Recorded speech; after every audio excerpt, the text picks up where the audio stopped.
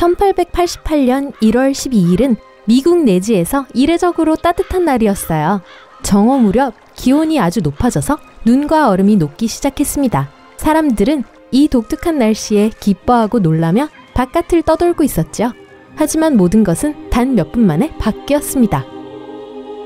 북서쪽에서 어둡고 무거운 벼군이 몰아쳐왔어요. 허리케인급 바람은 몹시 차가웠습니다. 눈은 아주 날카롭고 매서웠죠. 마치 고운 밀가루 같아서 질식할 듯 심한 호흡곤란을 일으켰어요. 나중에 어떤 사람들은 밖에 있으면 눈보라 속에 얼굴이 파묻히는 것 같았다고 묘사했습니다. 불과 몇 시간 안에 온도는 섭씨 영하 1도에서 영하 29도로 떨어졌어요. 어떤 곳들은 기온이 뼛속까지 시려운 영하 40도까지 하강했죠. 문에서 3발짝 앞 이상의 것들은 볼 수가 없는 지경이었어요.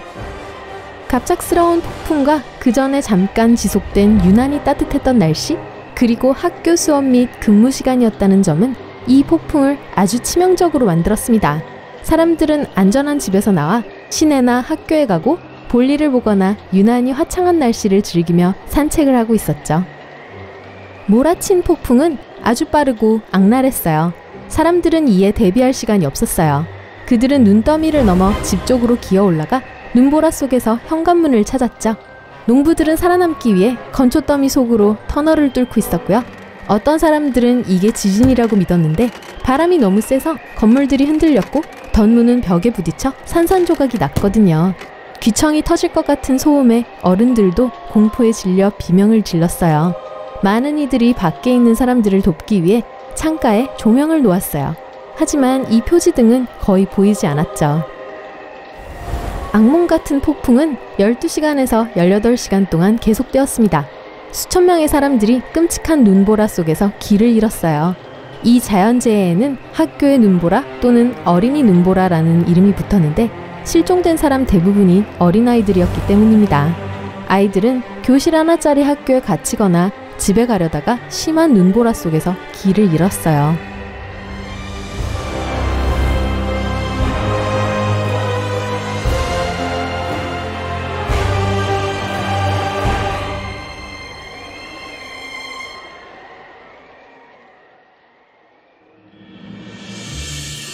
열아홉 살의 미니 프리먼이 네브라스카주 벨리 카운티에 있는 한 학교에 도착했을 때는 이른 아침이었어요. 그녀는 그 학교의 교사였죠. 걸으면서 놀랍도록 따뜻한 겨울날에 경탄하고 있었어요. 그녀가 도착한 후 곧 5세에서 15세 사이의 학생 13명이 학교로 들어왔어요. 수업이 시작되었죠. 한낮이 되자 하늘이 완전히 개고 기온이 올라 눈이 녹기 시작했어요. 그런데 미니 선생님이 학생들과 함께 밖으로 나갔을 때 지평선에 보이는 파란 선을 발견했어요. 날씨에 매우 예민했던 선생님은 즉시 그게 푸른 북풍이라는 걸 알아챘는데 보통 경고 없이 찾아오는 허리케인을 동반한 겨울 폭풍이었죠. 그래서 그녀는 지체하지 않고 즉시 아이들을 학교 건물로 다시 들여보냈어요. 학교에는 석탄이 약간 있었지만 추운 기온에서 오래 버틸 만큼의 따뜻한 음식이나 옷은 없었어요.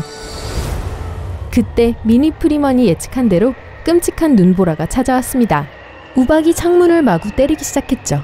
첫 번째 강력한 바람이 작은 학교 건물을 강타하자 이를 견디지 못한 문이 벌컥 안으로 열려 떨어졌어요. 지붕의 일부도 들렸죠. 교실은 즉시 눈으로 가득 찼어요. 나이가 많은 학생들의 도움으로 미니 선생님은 문을 간신히 닫고 버팅대를 댄 후 못을 박아 지탱시켰어요. 불행히도 이건 장기적인 해결책은 아니었어요. 미니 선생님은 시간이 얼마 없다는 걸 깨달았어요.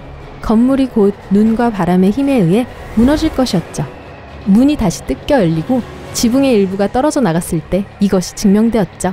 만약 실내에 머물면서 눈보라가 끝나기를 기다렸다면 모두가 금세 얼어붙었을 거예요. 미니 선생님은 겁에 질린 아이들을 진정시키려고 애쓰면서 정신없이 해결책을 찾고 있었어요. 그녀는 아이들에게 도움이 될 만한 모든 것을 찾으려고 교실을 뒤지다가 빨랫줄을 찾았어요. 한 가지 생각이 떠올랐죠. 그녀는 각각의 학생을 빨랫줄로 돌려 엮고 그 끝을 자신의 몸에 묶었습니다.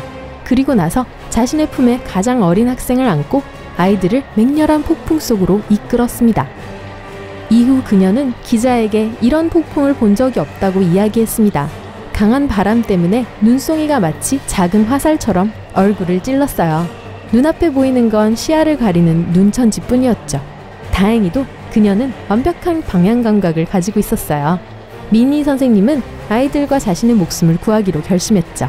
그녀와 학생들은 약 1.6km 정도 떨어진 가장 가까운 농가를 향해 출발했어요. 미니 선생님이 가본 적이 있기에 길을 알았어요. 몇 시간 후 모두 안전하게 그곳에 도착했죠. 아이들은 모두 살아남았고 비교적 상태도 양호했어요. 흥미롭게도 나중에 목격자들에 따르면 미니 선생님은 아이들이 길을 잃지 않도록 하는데 밧줄을 전혀 사용하지 않았다고 했어요.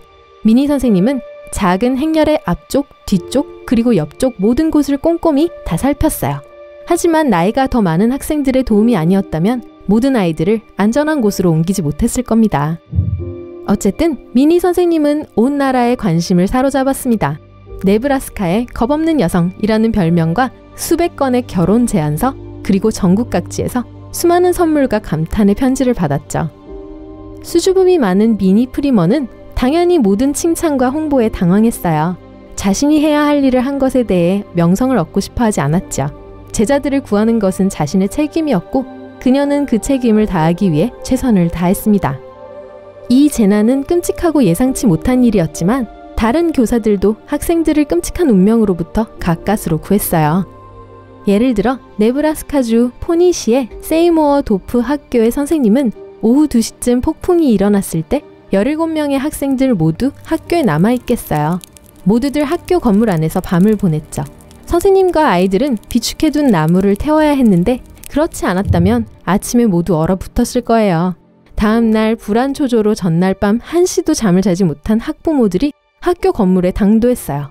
1.5m 높이의 거대한 눈더미를 기어오르면서 학부모들은 아이들을 구하기 위해 제 시간에 도착할 수 있기만을 바랐죠.